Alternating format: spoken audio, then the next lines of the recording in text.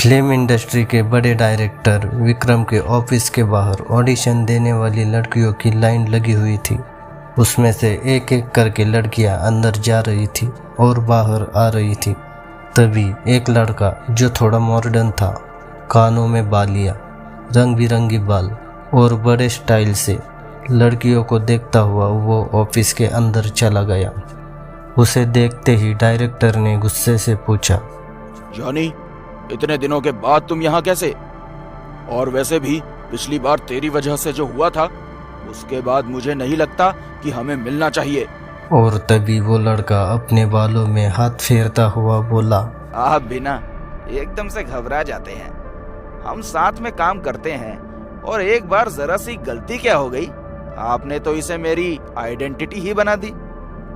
इस बार एक ऐसी लड़की लेकर आया हूँ जिसके बारे में सुनकर और उसका फोटो देखकर ही आपका मन खुश हो जाएगा। उसके बाद उस लड़के ने बहुत खूबसूरत लड़की का फोटो निकाल के विक्रम की तरफ दिखाकर बोला, ये देखिए, इसका नाम काव्या है और इसके लिए हमें मेहनत करने की जरूरत नहीं है। ये खुद हमारे लिए कुछ भी करने को तैयार है। इसे मॉडल बनना है और उसके लिए कुछ भी करेगी। कुछ भी का मतलब समझ रहे हो ना? इतना कहकर वो लड़का हंसने लगता है और विक्रम उस लड़की की फोटो लेकर देखने लगा और अचानक खुश होकर बोला, वाकई यार, कमाल है। अब बिना देर किए हुए इसे अपने ठिकाने पर बुला। इसका साफ कहना है वह आपको खुश करने के लिए सब कुछ करेगी, तो आपको भी उसको खुश करने के लिए कुछ तो करना ही पड़ेगा। मतलब अपकमिंग मॉडलिंग प्रोजेक्ट में इसे चांस देना ही पड़ेगा। चांस क्या, अगर इसने मुझे खुश किया ना, तो इसे मैं शो स्टार बना दूंगा। यही वादा आपने पिछली बार। इतना कहकर वो लड़का चुप हो गया और विक्रम उसे गुस्से से देखकर बोला, जितना बोला है उतना कर। जा इसे अपने ठिकाने पर बुला। वो लड़का विक्रम की ऑफिस से निकलकर बाहर आते हुए बोला, इस बार इस लड़की के लिए मोटी रकम वसूल करूंगा। पिछली बार इसने मजे ले लिए और मुझे धोखा भी दिया, मेरे पैसे भी मार लिए। विक्रम के ऑफिस के बाहर आने के बाद उस लड़के ने एक कॉल किया और दूसरे तरफ से कॉल रिसीव होते ही बोला, हाँ काव्या, मेरी बात हो गई है डायरेक्टर से। उन्होंने तुम्हें आज ही बुलाया है। कहाँ आना है मैं तुम्हें लोकेशन सेंड कर दूंगा।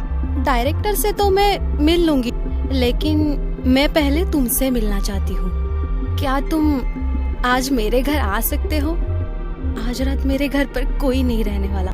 ये सुनते ही उस लड़के की चेहरे पर एक बड़ी सी मुस्कुराहट आ गई और वो तुरंत बोला, हाँ हाँ बिल्कुल, तुम जब बोलो मैं आ सकता हूँ। तुम मुझे अपना लोकेशन भेज दो। कॉल कट करने के बाद उस लड़के का खुशी का ठिकाना नहीं रहा।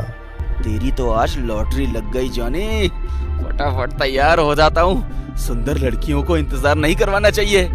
काव्या के भेजे लोकेशन पर वो लड़का वक्त से पहले ही पहुंच गया था। टैक्सी ने उसे काव्या के घर के बाहर छोड़ा और चली गई। उस जगह चारों तरफ देखकर वो लड़का बोला, अरे बाप रे, यहाँ तो ट्रांसपोर्टेशन की बड़ी दिक्कत है। यहाँ तो दूर दूर तक कोई घर नहीं दिख रहा। चारों तरफ बस सुनसान और सन्नाटे ही फैले हुए हैं। पता नहीं इस लड़की का घर यहाँ क्यों है। खैर, मेरे लिए तो यह जगह बहुत सही है। उस लड़के ने काव्या के घर की बेल बजाई, लेकिन काफी देर तक दरवाजा बेल बजाने पर भी नहीं खुला। वो लड़का टाइम देखता हुआ बोला कि मुझे बुलाकर खुद गायब। तभी उसकी नज़र दरवाजे पर पड़ी। ध्यान से देखा तो दरवाज़ा खुला हुआ ही था। उस लड़के ने धीरे से दरवाजे को अंदर की ओर ढकेला तो वो दरवाज़ा पूरा ही खुल गया। वो धीरे से अंदर गया तो उसने देखा पूरा घर खुशबू से महक रहा था, पर वहाँ बहुत कम रोशनी थी। इतने अच्छे माहौल को देखकर वो लड़का उत्साहित होकर बोला, अरे वाह, तैयारी पूरी लगती है। अच्छा ही हुआ वो गौतम यहाँ नहीं है। तभी किसी ने दरवाज़ा खटखटाया। उसने पीछे पलट कर देखा तो वहाँ विक्रम खड़ा था। विक्रम को देखकर वो लड़का हैरानी से बोला, आप यहाँ? हाँ, लेकिन तू यहाँ क्या कर रहा है? जिसका यह घर है उसने मुझे बुलाया है। काव्या, जिसकी फोटो मैंने आपको दिखाई थी। लेकिन आप यहाँ क्या कर रहे हैं? मुझे भी काव्या ने बुलाया है, उसका कॉल आया था मुझे। ये सुनकर वो लड़का हैरानी से बोला, ऐसे कैसे हो सकता है? उसके पास तो आपका नंबर है ही नहीं, तो वो आपको कैसे बुला सकती है? ऐसे कैसे नंबर नहीं है? उसने खुद मुझे कॉल करके बोला कि तूने मेरा नंबर उसको दिया है और उसने मुझे कॉल करके यहाँ बुलाया। तू अकेले अकेले मजे करने के चक्कर में था। भूल मत, मेरे साथ चालाकी करने की कोशिश मत करना, वरना। उस लड़के को गुस्सा आया। उसने विक्रम का कॉलर पकड़ा और बोला, वरना क्या करेगा तू? दोनों का झगड़ा जोरों से चल रहा था। तभी उस लड़के ने देखा कि कोई भागता हुआ ऊपर सीढ़ियों की तरफ गया है।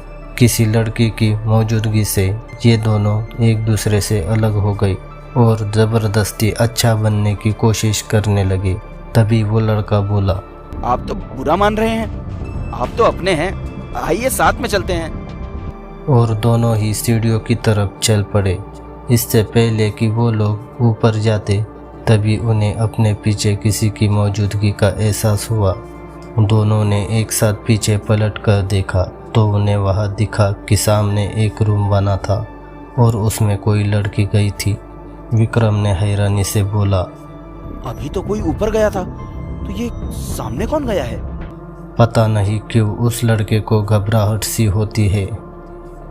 मुझे लगता है हमें यहाँ से चलना चाहिए।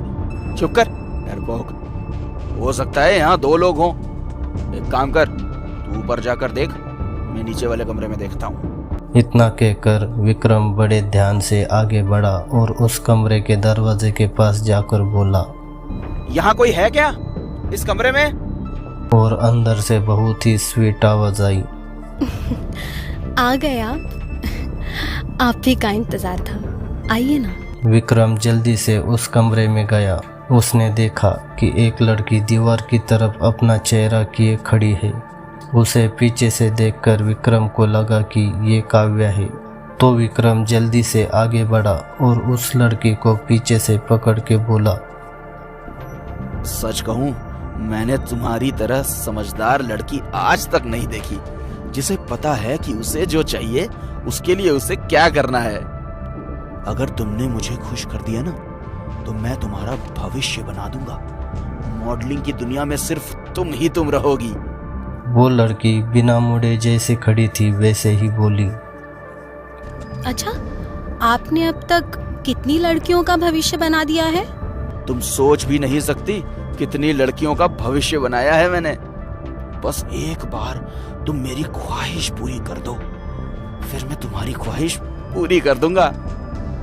और वो लड़की एकदम से विक्रम को खुद से अलग करते हुए पीछे मुड़ी और बोली, क्या सच में आप मेरी ख्वाहिश पूरी करोगे? विक्रम की नजर जैसे ही उस लड़की पर गई, उसकी चीखें निकल गई और विक्रम हकलाता हुआ बोला, भाव्या, तुम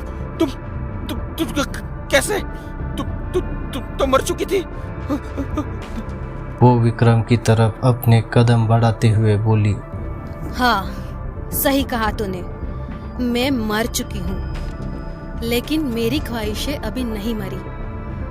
वो ख्वाहिशें जिसे तुमने पूरा करने का वादा किया था, बिना अपनी ख्वाहिशों को पूरा किए मैं नहीं जाऊंगी। इसलिए मैंने सोचा कि मैं तुझे अपने साथ लेकर जाऊंगी। विक्रम उस कमरे से जैसे ही भागने के लिए पलटा, तभी कमरे का दरवाजा पट से बंद हुआ। विक्रम हाथ जोड़ता हुआ बोला, मुझे माफ कर दो, मुझे माफ कर दो। मैंने वो सब जानबूझकर नहीं किया था।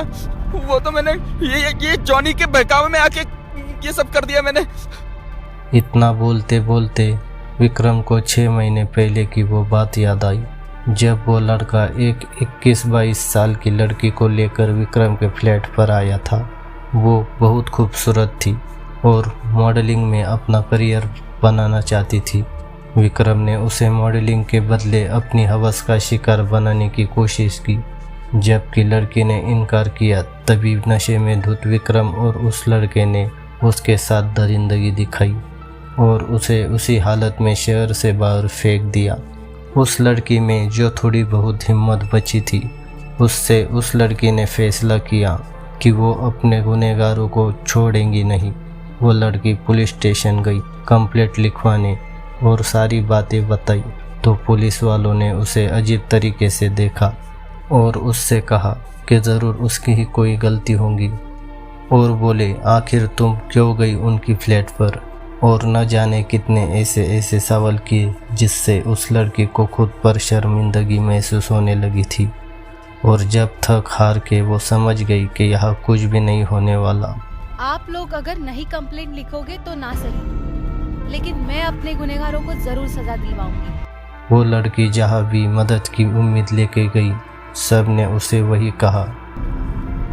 तुम किससे दुश्मनी मोल लेने की कोशिश कर रही हो? तुम जिससे भी इस बारे में बात करने की कोशिश करोगी ना, वो तुम्हें ही गलत समझेंगे। ये सब रहने दे, और वैसे भी बहुत बड़ा आदमी है, इस केस को दबा देगा। भूल जाओ ये सब, और अगर ज्यादा है तो शहर बदल दो। कुछ दिन तक उस लड़की ने इनसे लड़ने की बहुत कोशिश की, लेकिन उसके बाद वो खुद से ही नज़र नहीं मिला पा रही थी और अपने ही घर में उसने आत्महत्या कर ली। भाव्या और काव्या दोनों बहनें थीं। उनके माता पिता की मौत सालों पहले हो चुकी थी और उनके पास फैमिली के नाम पर कोई नहीं था।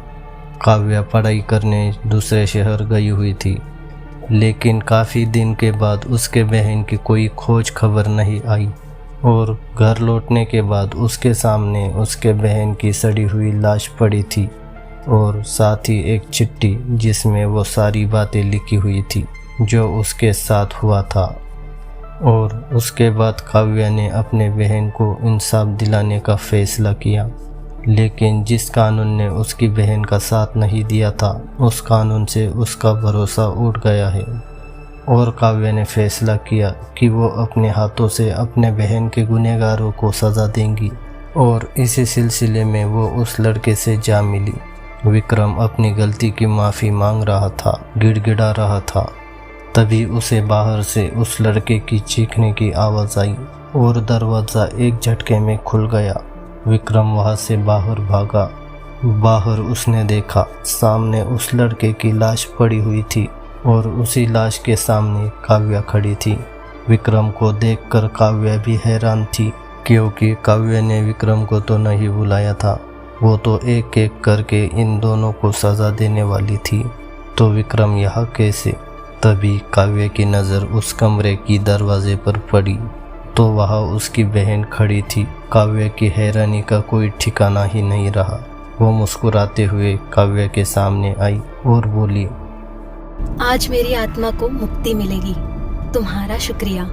इतना कहकर उसने विक्रम के गर्दन को पकड़ा और घसीटते हुए उसे कमरे के अंदर ले गई और अंदर से विक्रम की चीखने की आवाज़ें आने लगी।